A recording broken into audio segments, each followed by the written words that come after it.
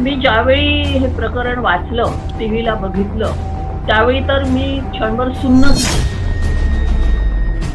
आपल्याकडे कसं आहे, लहानपणापासून आपण आपल्या मुलींना सहनशीलतेचं बाळकडू पाहतो. त्यांनी की इतकं सहन करून माहेरी न सांगणारी मुलगी, की बेटा जोपर्यंत जमत असेल तोपर्यंत तू तिथे राहू शकतेस. ज्या दिवशी तुझ्या स्वाभिमानाला ठेच पोहोचेल, तुझ्या आत्मसन्मानाला ठेच पोहोचेल, त्या दिवशी तू परत ये. आमचं हे दार तुझ्यासाठी कायम उघडं आहे. नमस्कार, मी प्रियदर्शनी तुम्हा सगळ्यांचं स्वागत करते आजच्या या खास एपिसोडमध्ये. खास का बरं? तर आज आपण बघतोय की गेल्या 6 ते 7 दिवसामध्ये पूर्ण महाराष्ट्र हा हळहळतोय आणि आपल्यातल्याच आपल्या जवळच्या असणाऱ्या आपल्या लेकीनं तिचं आयुष्य संपवलेलं आहे. आणि याचं कारण काय ठरलेलं आहे तर हुंडाबळी म्हणता येईल. दिसायला त्याचं चित्र जे आहे ते आत्महत्येच्या स्वरूपात जरी असलं तरी समाजाने, सामाजिक प्रतिष्ठेनं आणि समाजातल्या विकृतीने तिचा खरं तर खूनच केलेला आहे. आणि मुळातच प्रेम विवाह करून ती जेव्हा घरामध्ये येते, तेव्हा ती हे सुखी संसाराचं स्वप्न कशा पद्धतीनं करपलं आणि ते स्वप्न पुढे तिला कुठे घेऊन आलं, तर तिने जीवन संपवण्याचा निर्णय घेतला. अशा परिस्थितीतनं महिला, मुली या का जातात? एकंदरीतच चांगल्या आणि सुबत्त स्थितीत असल्यानंतरही हुंड्याची मागणी कशी काय होते आणि सुशिक्षित असलेल्या घरांमधल्या या लेकी ज्या आहेत, त्या आपलं जीवन संपवण्याच्या निर्णयापर्यंत का येतात? या सगळ्या गोष्टींवर चर्चा करण्यासाठी मी आज आमंत्रित करते आहे अरुणा सबाने यांना. अरुणा सबाने यांना आपण प्रकाशक म्हणून जरी ओळखत असलो, तरी त्या मुळातच महिलांच्या प्रकरणावर संवेदनशीलपणे काम करताना आपल्याला दिसून येतात आणि त्यामुळेच आज चर्चा करण्यासाठी मी अरुणाताई यांना निमंत्रित केलेलं आहे. अरुणाताई, स्वागत आहे तुमचं मॅक्स वुमेन मध्ये. अ, आपण बघतोय की गेली 6 दिवस वेगवेगळ्या पद्धतीचे अपडेट जे आहेत ते वैष्णवीच्या केसेसचे येताना दिसत आहे. एखाद्या धागा ओढावा आणि एखादं स्वेटर निखळून पडावं अशा पद्धतीनं अ, हे सगळं प्रकरण जे आहे ते आपल्या समोर येताना दिसतंय. एक विकृती ज्या आहेत, ज्या सामाजिकही म्हणता येईल, कौटुंबिकही म्हणता येईल, अशा पद्धतीनं हे प्रकरण जे आहे ते पुढे जाताना आपल्याला दिसतंय. या प्रकरणावरची तुमची पहिली प्रतिक्रिया काय आहे? मी ज्यावेळी हे प्रकरण वाचलं, टीव्हीला बघितलं, त्यावेळी तर मी क्षणभर सुन्न झाले. मला कळलंच नाही, की बापरे! असं कसं होऊ शकतं? एक अगदी 23 वर्षांची तरुणी, प्रेमविवाह झालेली आणि हेडिंगमध्येच होतं, की 50 तोळे सोनं, 3 कोटी रुपये या लग्नाला लागले आहेत, वगैरे, वगैरे. हे सगळं वाचत असताना आणि त्या मुलीला जेव्हा आपण टीव्हीवर पाहिलं, तिच्या अंगावरचे व्रण बघितले, तर पहिल्यांदा माझ्या मनात हीच प्रतिक्रिया आली, की इतकं सहन करून माहेरी न सांगणारी मुलगी शेवटी 9 महिन्यांचं बाळ असताना ती आत्महत्या करूच शकत नाही. जर का ती मनाने कमकुवत असती, तर ती लगेच घरातून निघून गेली असती. इतके महिने तिनं इतकं वर्ष, 2-3 वर्ष हे सगळं सहनच केलं नसतं. पण ज्या अर्थी तिने इतकं सहन केलं, त्या अर्थी एक आई आपल्या बाळाला असं वाऱ्यावर सोडून स्वतः आत्महत्या करणार नाही, ही माझी पहिली प्रतिक्रिया आहे आणि अजूनही हीच आहे. माझ्या या प्रतिक्रियेवर मी अजूनही ठाम आहे. आणि अनेक विचार माझ्या मनात घोंगावले. मी चर्चाही केली, मी लिहिलं त्याच्यावर. हळू-हळू बरेच लोक त्याच्यावर लिहितात आहे, बोलतात आहे. पहिले 2-3 दिवस का असा सन्नाटा होता? ते प्रकरण का दाबण्यात येत होतं, की कुणाला काही कळलं नव्हतं? मीडियाने अगदीच छोटीशी बातमी सुरुवातीला दिली होती. असं का झालं हेही कळत नव्हतं. हळू-हळू, हळू-हळू ह्या प्रकरणाला आता एक वेगळी कालपासून सगळे जणू काही खडबडून जागे झाले, अशासारखं आता झालेलं आहे. अगदीच सुरुवातीला जर आपण पाहिलं तर फक्त एक आत्महत्या किंवा जीवन संपवण्याचं म्हणून एक प्रकरण ते समोर आलं. त्याच्यानंतर कसपटे कुटुंबियांनी या सगळ्या बाबतची बोलायला सुरुवात केली मीडियाकडे आणि हळू एक गोष्ट आपल्याला समोर येत गेली. याच्यामध्ये आत्तापर्यंत आलेली अपडेट जी आहे ती सासरा आणि दीर या दोघांनाही पुन्हा अटक झालेली आहे आणि अर्थातच सगळेजण अटकेत आहेत. ही आत्तापर्यंतची अपडेट जरी असली तरी आपण बघतोय की इतकी सुबत्ता असलेल्या म्हणजे 3 कोटी रुपये ज्या माहेरच्या लोकांची ऐपत आहे देण्याची किंवा त्यांनी दिले, ऐपत जमा केली असं आपण म्हणूया. त्या घरातली मुलगी ही स्वतःला इतकी कमकुवत कशी समजते, की इतकं सहन करण्याची ताकद ही ती उगीचच दाखवते असं म्हणायला खरं तर हरकत नाही. ज्याची तिला गरजच नव्हती, तरीही तिने ही ताकद दाखवली. हे असं नक्की का घडतं? आपल्याकडे कसं आहे, लहानपणापासून आपण आपल्या मुलींना सहनशीलतेचं बाळकडू पाहतो. बाळकडू आपण एक असं पाचतो, की अ, एक सामाजिक बंधन आहे, एक आपल्या घराण्याची प्रतिष्ठा आहे. या घराण्याच्या प्रतिष्ठेला आपण जपलं पाहिजे आणि घराण्याची प्रतिष्ठा जपण्याची जबाबदारी आपल्याकडे मुलींवरच टाकण्यात येते.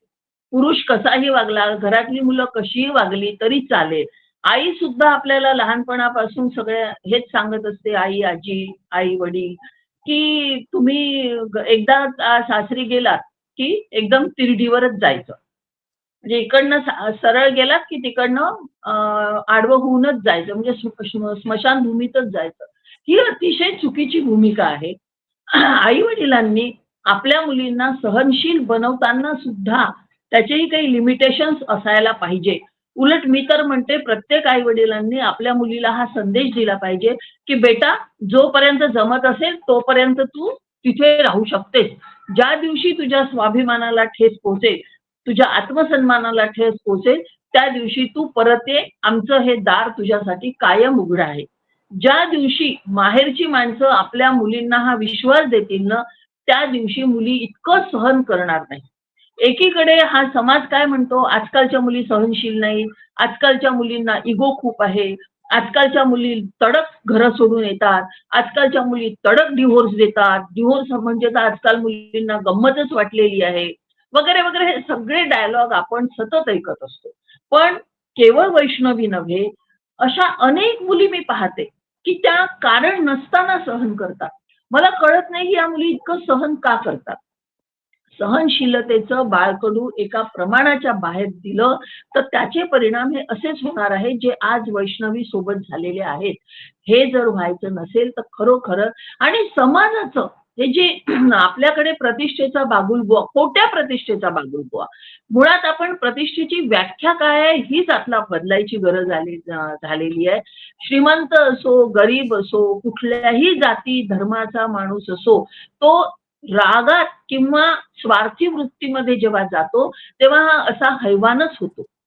म्हणजे त्यांचे संबंध राजकीय होते. राजकारणामध्ये त्यांचं एक विशिष्ट वलय होतं म्हणतात, व्यक्तिमत्व होतं, त्यांना एक दरारा होता, सगळं होतं. पण त्या माणसांच्या आजूबाजूला असलेल्या लोकांजवळ बंदूक होती. बरोबर आहे. हे तर हागवणे केवढं जो मोठं. बंदूक होती की नाही हां, हागवणे जो बंदूक होती की नाही अजून त्याचा खुलासा झालेला नाही.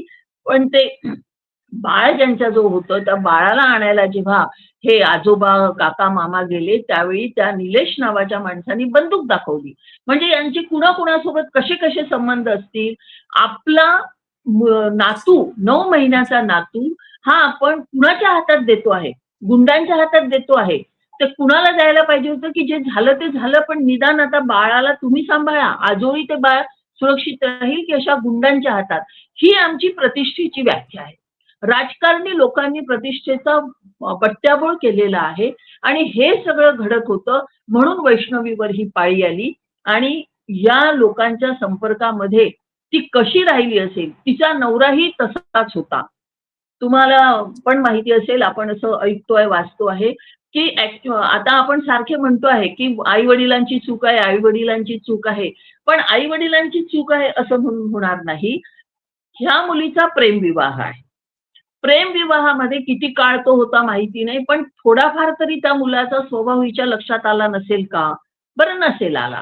पण ज्यावेळी वडिलांचा या लग्नाला विरोध होता, वडिलांना काहीतरी तर कळलं असेल, म्हणूनच त्यांनी विरोध केला. वडिलांचा विरोध होता, तर या मुलाने हिच्या नवऱ्यानी, वैष्णवीच्या नवऱ्यानी तिची 2 लग्न मोडली.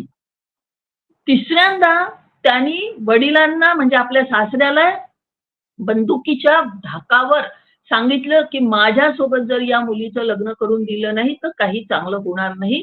बरं वाईट काय झालं तर मला माहीत नाही. म्हणजे पुन्हा बंदूक आली. बंदुकीच्या धाकावर हे लग्न केलं. असं असताना ही मुलगी त्या मुलासोबत लग्न करायला कशी काय तयार होते? त्यावेळी तिची प्रवृत्ती कळली की नाही? म्हणजे मुलींनी याही गोष्टीचा विचार करायला पाहिजे की नाही? मग असं जर घडत असेल तर आपल्याला नाईलाजाने हे म्हणावं लागतं, की आई-वडिलांनी मजबुरीनं, नाईलाजाने हे लग्न करून दिलं की काय? बरं, इथवरच हे प्रकरण संपतं काय? लग्नामध्ये जेव्हा 50 तोळे सोनं, कशाला म्हणतात आज 50 तोळे सोनं? 10 किलो चांदी, एवढी मोठी गाडी. अजित पवारांचं सारखं नाव येतं आहे, की अजित पवारांच्या अं, समोर चाबी देण्यात आली वगैरे, वगैरे. तो मुद्दा वेगळा आहे. त्याच्याशी आपल्याला काही करायचं नाही आहे. पण आई-वडिलांनी हे सगळं देत असताना प्रेमविवाहामध्ये, सर्वात महत्त्वाचं म्हणजे प्रेमविवाहामध्ये हे सगळं इच्छेनं तर तुम्ही दिलेलं नाही. तुमची मुलगी इतकी टाकाऊ होती का, की तुम्ही अक्षरशः त्या मुलीला विकून राहिलात? दिसायला इतकी देखणी मुलगी, शिकलेली मुलगी, अशा मुलींचा आई-वडिलांनीच बाजार केला. ठीक, पण ज्यावेळी त्यांनी ती बंदूक दाखवली असेल, त्यावेळी आई-वडिलांनी 4 लोकांना जमा करायला पाहिजे. पोलीस तक्रार करायला पाहिजे. हेही मान्य आहे, की आजच्या वातावरणामध्ये राजकीय लागेबांधे ज्यांचे आहेत, त्या लोकांची कंप्लेंट पोलीस घेत नाहीत. मी खरं तर त्याच त्यामुळे याच्याकडे येणार होते. सत्ता आणि पैसा ह्या दोन गोष्टी ज्या आहेत त्याने म्हणजे जर पूर्ण घटनाक्रमांवर जर आपण पाहिलं तर तिचं लग्न मोडलेलं असो किंवा तिच्या वडिलांना बंदुकीचा धाक दाखवून पुन्हा लग्नासाठी तयार करणं असो किंवा आपल्या मागण्या सातत्यानं देणं, शिवाय त्याने जावयाने केलेला कॉल किंवा जावयाने सासऱ्यांना सांगितलेला हा जो मेसेज आहे की 2 कोटी तुम्ही दिले नाही म्हणून मी अशा पद्धतीनं वागलेलो आहोत. यामध्ये एकंदरीतच या सगळ्या घटनाक्रमामध्ये, या सगळ्या परिस्थितीमध्ये आपल्याला आपल्या समाजाचं एक अतिशय भयानक रूप आपल्याला दिसून येतंय, की सत्ता माझ्या हातामध्ये असेल आणि सत्ता म्हणजे तालुकाध्यक्ष असणाऱ्या माणसाच्या मुलाने, त्याने पण नाही, माणसाच्या मुलाने अशा पद्धतीनं माच करणं. दुसऱ्या बाजूला त्यांच्या आजूबाजूला असणारी जी लोकं आहे, ती पण या सत्तेचा माज करताना आपल्याला दिसून येत आहे. म्हणजे अगदी संतोष देशमुख प्रकरण असेल, आपल्याला कुठेतरी याच्यामध्ये सिमिलॅरिटी दिसतीये. म्हणजे खाली तुमची लोकं काय करतायत किंवा तुमची लोकं कशा पद्धतीनं वागतायत, याची कुठलीही जबाबदारी घ्यायला आता कोणीही तयार नाहीये. अर्थात हे प्रकरण झाल्यानंतर सगळ्यांनी सांगितलेलं आहे, की वैष्णवीला न्याय मिळाला पाहिजे. पण हे वैष्णवी तयार होण्याच्या आधीची जी स्थिती आहे, त्या स्थितीकडे एकंदरीतच गुन्हेगार हे खूप मोठ्या पद्धतीनं काय म्हणतात एक सोशल स्टेटस घेऊन जगतायत आणि आपण त्याला मान्यता देतोय. अशा पद्धतीचं चित्र एकंदरीत उभं राहिलेलं आपल्याला दिसून येतंय. म्हणजे महाराष्ट्रासारख्या पुरोगामी म्हणणाऱ्या राज्यामध्ये एखाद्या मुलीचं लग्न मोडणं, दुसरं बंदुकीच्या धाकावर वडिलांना तयार करणं लग्नासाठी, हे मला वाटतं आपण महाराष्ट्रामध्ये असं काही होऊ शकेल, असं आपण इमॅजिनच करू शकत नाही. बरोबर आहे. इमॅजिन आपण करू शकत नाही. पण कसं आहे मॅडम, अलीकडे इमॅजिनेशनच्या पलीकडल्या अनेक घटना घडत आहेत. मंदिरामध्ये बलात्कार होईल असं कधी आपल्याला वाटलं होतं का? पंडितजी बलात्कार करतील असं कधी आपल्याला वाटलं होतं का? आम्ही या क्षेत्रामध्ये 1977-78 सालापासून काम करतो आहे. त्यावेळी बलात्काराचं प्रमाण आमच्या भाषणांमध्ये असं यायचं, की दर 110व्या मिनिटाला एक बलात्कार होतो. आज आता आपण तर काय म्हणतो? 6व्या मिनिटाला एक बलात्कार होतोय भारतामध्ये. म्हणजे इतकं, आणि वयाचं काही बंधन राहिलेलं नाही. हे लोक काय म्हणतात, की तुमचे कपडे छोटे होते म्हणून बलात्कार झाला. शॉर्ट्स कपडे घातले म्हणून बलात्कार. लुगडं घालणाऱ्या बायांवर बलात्कार होतात. इतकंच नाही तर 2 वर्षाच्या बाळावर बलात्कार होतात.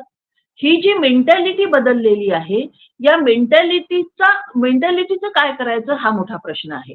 ही जी सुधारणा अगदी नऊ डोक्यामधून महिन्याचं 9 महिन्याचं बाळ म्हणजे कुठल्याही घरामध्ये जेव्हा एका बाळाचा जन्म होतो तेव्हा ते घर म्हणजे अगदी आजी आजोबांपासून ते त्या घरामध्ये पाळीव असणारं प्राणी सुद्धा सेन्सिटिव्ह जास्त होतं असं म्हटलं जातं आणि ते केअरिंग आणि या गोष्टींमध्ये जास्त जातात. या प्रकरणामध्ये त्यांनी आपल्या स्वतःचा नातू हा कुणाच्या तरी हातात सोपवला, ज्याच्यामध्ये कंटिन्यू 6 ते 7 दिवस तो सतत रडत होता, तो थांबत नव्हता आणि केवळ या आणि या कारणासाठी म्हणून तो पुन्हा या कुटुंबांकडे सुपूर्द करण्यात आल्याचं आपल्याला दिसून येत आहे.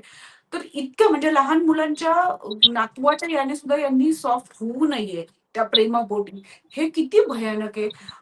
दुसरं एक महत्त्वाच्या गोष्टीकडे मी येते, की जेव्हा तुम्ही लग्न करता किंवा लग्न ठरवता, तेव्हा अनेकदा अरेंज मॅरेजेसमध्ये अशा पद्धतीची चौकशी होतेच असं नाहीये.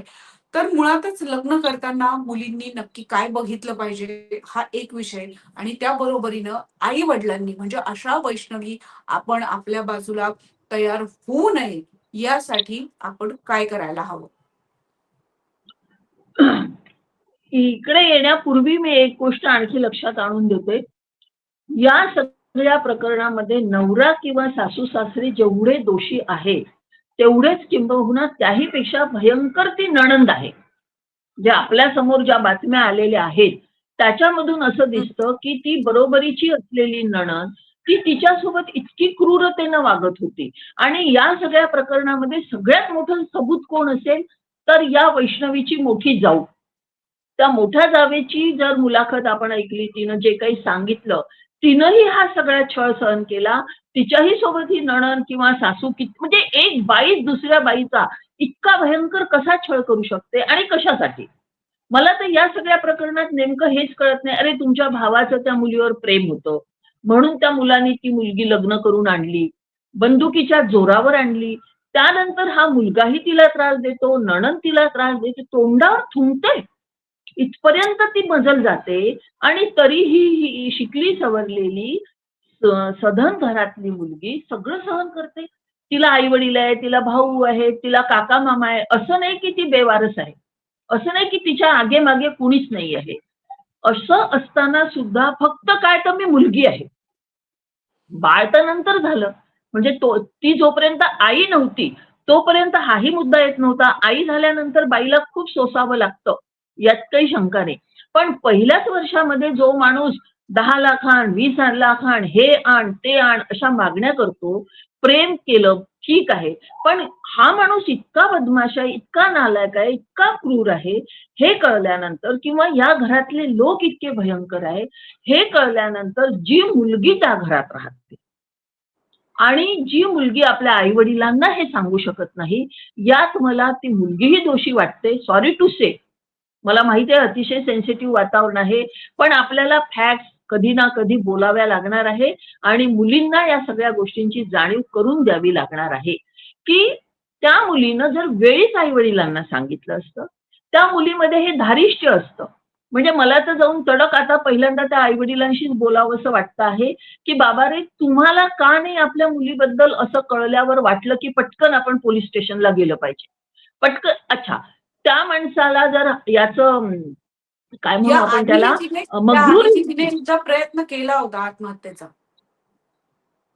हां, मग एवढं मोठी घटना घडली होती आणि मला हेही वाटतं, की जर त्या तिच्या सासरच्या लोकांचा अजित पवारांसोबत खूप चांगला संबंध होता, रिलेशन होते, ते त्यांच्या लग्नाला आले होते. खूप चांगली गोष्ट आहे. किती प्रतिष्ठेची गोष्ट आहे, की हिच्या लग्नाला उपमुख्यमंत्री आले आणि ते सतत लाडकी बहीण, लाडकी बहीणचा घोषा लावतात आहे. तर या वैष्णवीला किंवा वैष्णवीच्या आई-वडिलांना एकदाही असं का वाटलं नाही, की हे प्रकरण आपण अजित पवारांच्या कानावर घालावं? असं नाही वाटत आपल्याला? काल कुठेतरी परवा काहीतरी संगमेश्वरमध्ये गडबड झालेल्या भाषणातही त्यांनी तो उल्लेख केलेला आहे खरं तर, की मी स्वतः त्यांना विचारलं होतं, की गाडी तुम्ही घेतलीये की दिलीये? यावर ते सगळेजण हसून त्यांनी उत्तर टाळलं आणि कालच्या भाषणामध्ये अजित पवारांनी हेही सांगितलं होतं, की माझ्यापर्यंत जर हे आलं असतं, तर मी काहीतरी केलं असतं. पण असं जरी अजित पवार म्हणत असले, तरीही एकंदरीत आपण आजूबाजूला जेव्हा बघतो, तेव्हा नगरसेवक असतील किंवा राजकीय कुठल्याही पदावर असणारी व्यक्ती जे आहे ते आम्ही कुणीतरी कुणाच्या तरी जवळ आहोत असा विचार करून ज्या पद्धतीनं काहीतरी गोष्टी करायचा प्रयत्न करतात किंवा एक सामाजिक दबाव आणण्याचा प्रयत्न करतात आणि ही अगदी विकृत मानसिकता आहे. अशा याच्यात पालकांनी नक्की काय करायचं?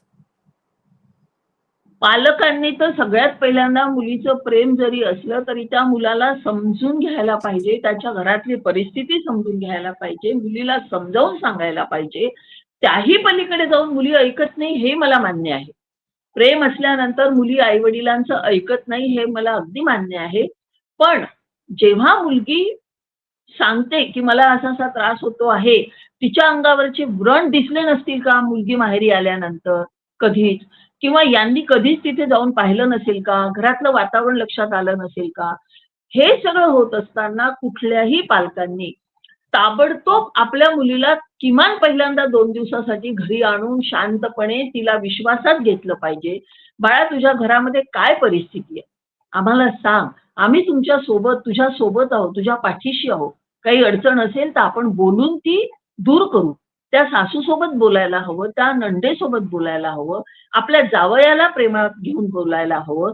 यांनी या प्रकरणाने जर काही सोक्ष-मोक्ष लागत नाही, तो मुलगा निवळत नाही, घरचं वातावरण निवळत नाही, तर जे कोणी त्यांच्या संपर्कात असलेले 4 वरिष्ठ लोकं असतील, ज्याला आपण मारे प्रतिष्ठित म्हणतो, अशा 4 प्रतिष्ठित लोकांसमोर हा विषय आणायला पाहिजे आणि नंतरची स्टेप आहे पोलिस कंप्लेंट.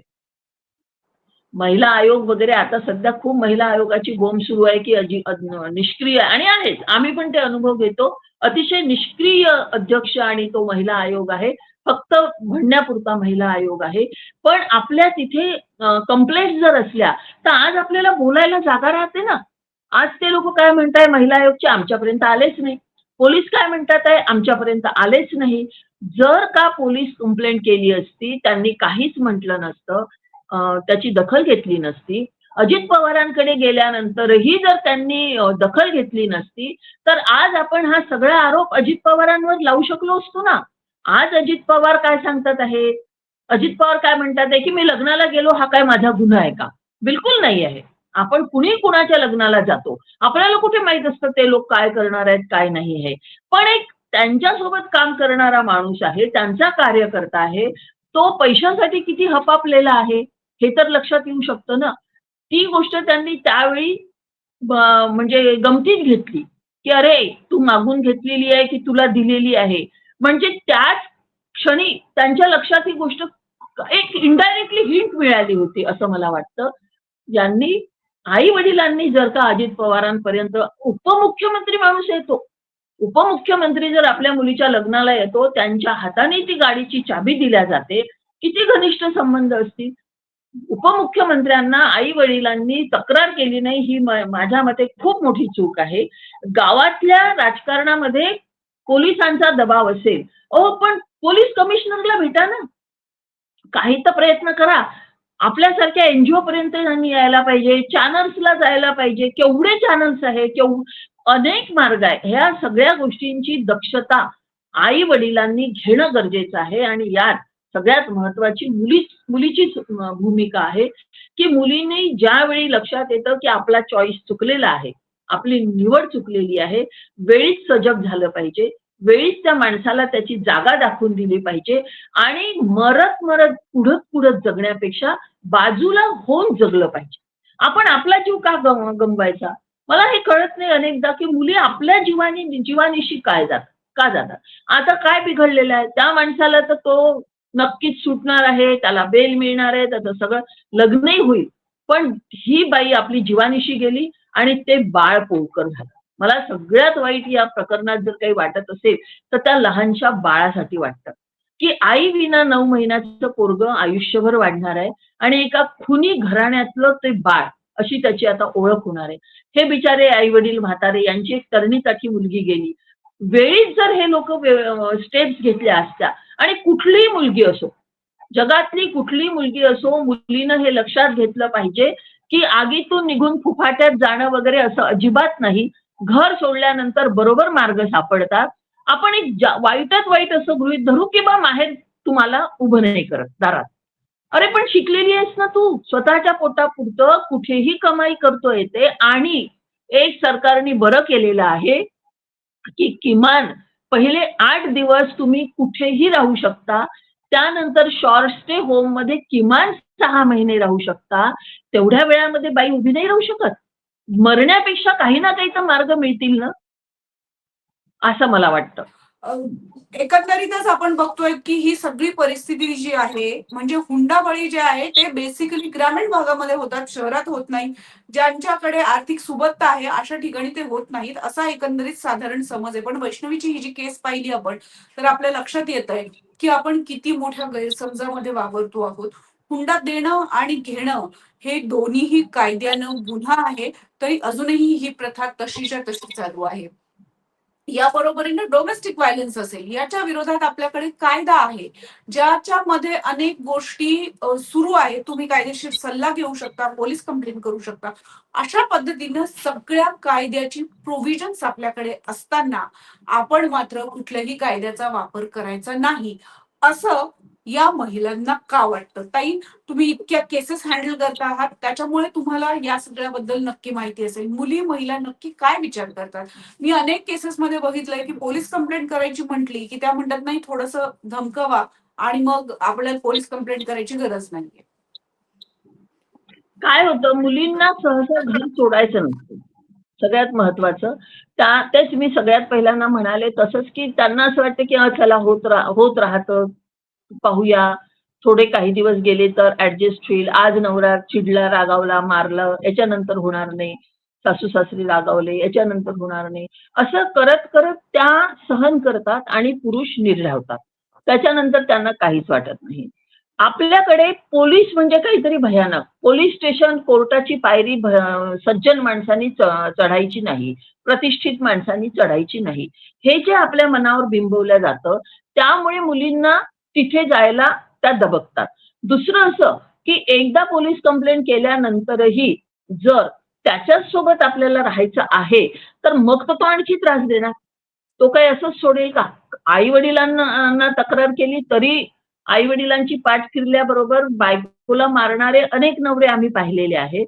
तसंच एकदा जर का पोलिसला तू पोलिसपर्यंत गेली, तुझी एवढी मजल?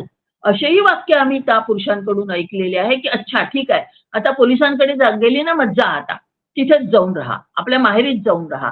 ह्या ज्या धमक्या त्या मुलींना मिळत असतात आणि त्यांना कुठल्याही स्त्रीला शक्यतोवर आपला संसार मोडायचा नसतो. संसारावर, नवऱ्यावर बाईचं इतकं अतोनात प्रेम असतं, कुटुंबावर इतकं अतोनात प्रेम असतं, की कुठल्याही परिस्थितीत काय वाटेल ते झालं, वाटेल त्या तडजोडी करेल, पण तिथे जाणार नाही. मुळात हीच भूमिका खूप चुकीची आहे, की अन्याय सहन का करायचा? अन्याय करणारा जेवढा दोषी आहे, तेवढीच अन्याय सहन करणारी व्यक्ती सुद्धा, मग ती स्त्री असो की पुरुष असो, ती सुद्धा तेवढीच दोषी आहे. आणि जो कोणी अन्याय सहन करत असतो, म्हणून अन्याय करणाऱ्याचं फावतं आणि हे प्रमाण वाढत जातं. पण जर आपण त्या मुलींना वारंवार हे काउन्सिलिंग करत राहिलो, की पोलिस स्टेशनला जाणं वाईट नाही. यात आणखी एक महत्वाचं आहे, की पोलिसांनी सुद्धा स्त्रियांसोबत सन्मानानं वागलं पाहिजे. आदरानं वागलं पाहिजे. अनेक केसेसमध्ये आम्ही जेव्हा महिलांना तिथे नेतो किंवा पाठवतो आणि आम्ही नसलो तर ते कसे बोलतात? काय झालं, नवऱ्यानंच तर मारलं. ही काही भाषा नाहीये पोलिसांची किंवा चालतच असते. कुठं जाशील? काय करशील? चांगल्या-चांगल्या सुशिक्षित स्त्रियांसोबत सुद्धा, श्रीमंत स्त्रियांसोबत सुद्धा पोलीस अशाच प्रकारे बोलतात.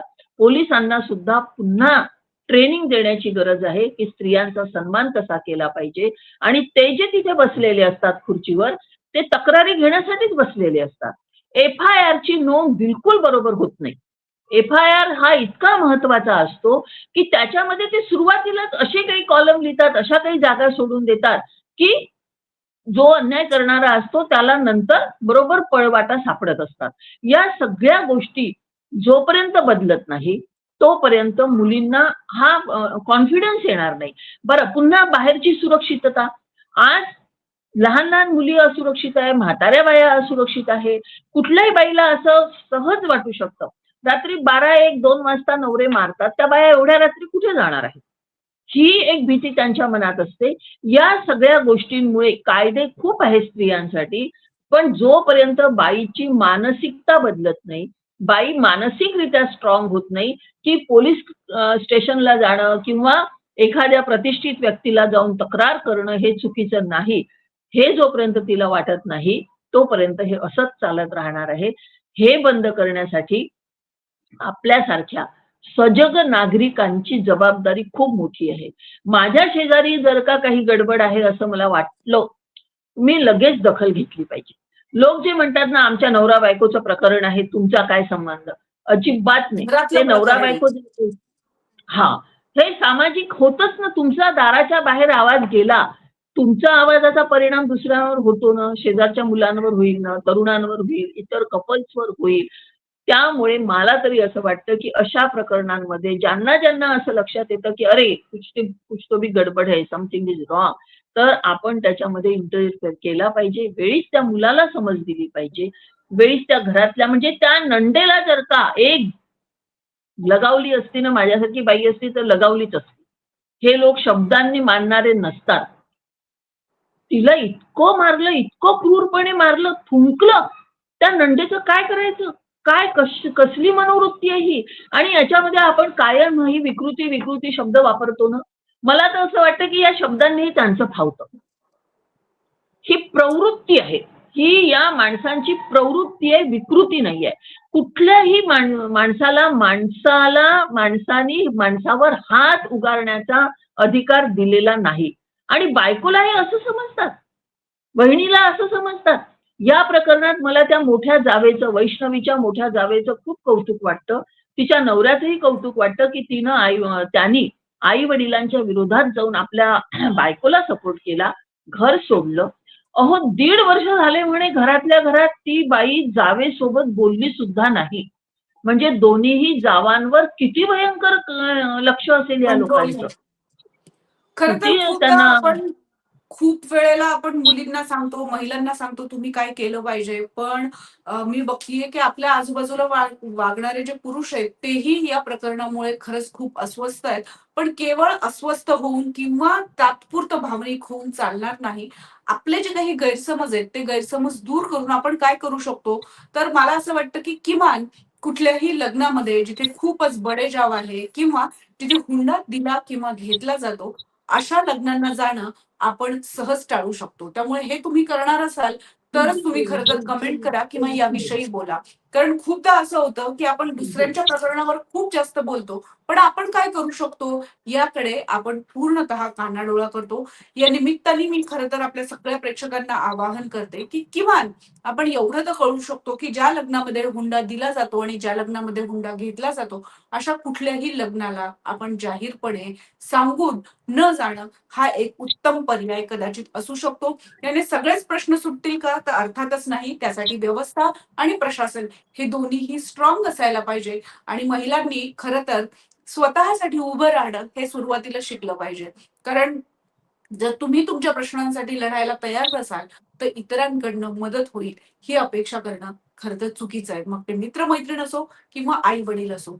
तुम्ही जर स्वतः निर्णय घेतले नाहीत, तर तुमच्या वतीनं ते निर्णय घेतले जातात आणि ते निर्णय नेहमीच योग्य असतील अशी शाश्वती नाही. मग जर निर्णय चुकीचेच व्हायचे असतील, तर ते स्वतः निर्णय घेऊन एकदा बघा. Arunatai, thank so much. तुम्ही इथे आलात आणि तुमचे अनुभव जे आहेत ते इथे शेअर केलेत. आपल्या आजूबाजूला एक वैष्णवी तयार होणार नाहीत. हां, ताई.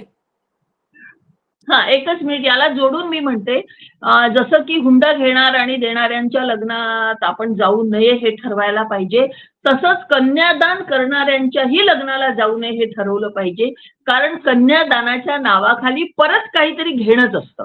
आणि मुलगी ही दान करण्याची गोष्ट नाही, हे आजच्या सुशिक्षित आयटी वातावरणात आपण जगणाऱ्या लोकांनी आता तरी समजून घेतलं पाहिजे, की दान हे निर्जीव वस्तूचं होत असतं. मुलगी ही दान करण्याची गोष्ट नाही आहे. आणि महत्वाचं, आत्ता जो गदारोळ उठलेला आहे सोशल मीडियावर आणि सगळीकडे आणि इतके लोक त्याच्यावर बोलत आहेत, पुरुष व्यक्त होत आहेत, ते अस्वस्थ होत आहे असं तुम्हाला वाटतं, मलाही वाटतं. पण मी खात्रीनं तुम्हाला सांगते ताई, की यातले 60-70% लोक हे असेच इतक्या निर्घृणपणे नाही, पण थोडाफार अन्याय करणारेच आहेत. म्हणजे मी कायम असं म्हणते, की सरकारी आकडा जरी असा आहे, की अ, स्त्रियांची मारहाण करणारे जे नवरे आहेत, त्यांचं 45% प्रमाण दाखवलेलं आहे. आमच्या सर्व्हेप्रमाणे ते 65% च्या वर आहे. आपण आणि सुशिक्षित आहोत. रिपोर्ट करण्याचं आपण प्रमाण 21व्या त्याहीपेक्षा शतक कमी आहे. रिपोर्ट करण्याचं प्रमाण त्याहीपेक्षा आवाज कमी गेला. आहे.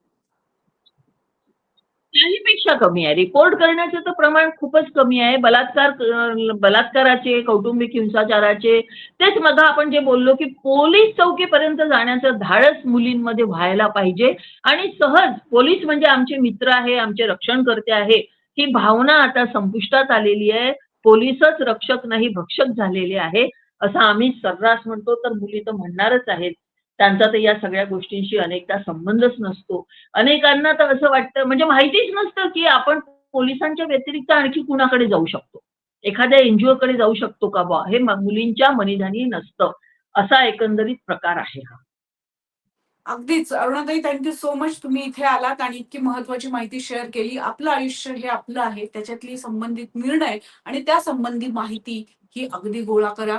लग्न हे आयुष्याचा एक छोटा भाग आहे. ते आयुष्य नाहीये. त्यामुळे एखादा निर्णय चुकला, तर तो निर्णय चुकला म्हणून मान्य करा आणि तो निर्णय योग्य करण्याचा प्रयत्न करा. आयुष्य संपवणं हे कुठल्याही प्रकारचं उत्तर नसतं. त्यामुळे आपले बहिणी असतील किंवा त्या बहिणींचे भाऊ असतील, या सगळ्यांनी या सगळ्याचा आणि त्या व्यवस्थेचाही नीटनेटका विचार करणं हे अत्यंत गरजेचं आहे. Arunatai, thank so much. Thank you very much.